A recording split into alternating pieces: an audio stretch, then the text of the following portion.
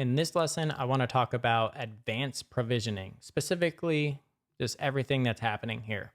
Now, if you're doing on Vagrant Up a full provision of a server, and we're like, for example, we're going to be doing that for our lamp exam or for our lamp demo later.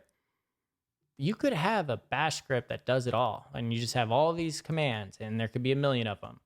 However, this isn't really a good scenario because what if you had, and I know this is super messy, but what if you had this fail? There was like some command that failed. There's no way to, there's not really an easy way to do error handling for this. Or say if you needed to update a specific file or something, or write something, you have to do all these like tricks for like tree and like string replacing and all this stuff. It's kind of complicated. It's not really a good method for full provisioning, even though it's totally possible. I do it, to be completely honest.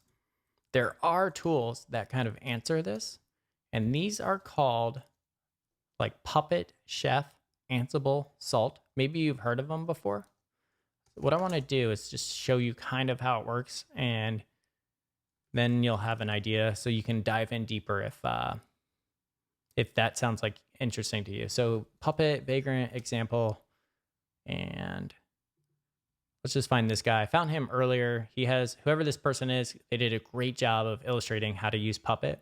So Puppet, to recap, is rather than using shell, we could do like Puppet, which is a tool to do that's built specifically for provisioning. So if we go into their latest example and we look for provisioning, you can see, I'm just going to copy and paste it just to get you an idea, but it's still the same syntax. We're doing provisioning instead of shell. It's Puppet, and now we're doing things with Puppet. And Puppet has all these rules, which we're not going to get into, but we'll show you what it is. And so on Vagrant Up, this guy is trying to do what we were trying to do, like install Apache, except do it through Puppet. And Puppet works where you drag and drop almost like this folder called Apache, and then you just set rules. And rather it being a bash script, you kind of have like an object interface to work with that this Puppet has providing. Really cool, really neat, super advanced when you're doing custom things. There's a ton of different options here with these different Puppet files. For example, I know I saw one earlier.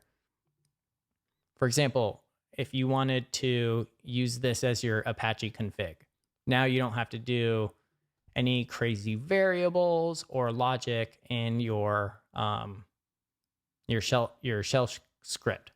This is a lot smarter and better way to do things.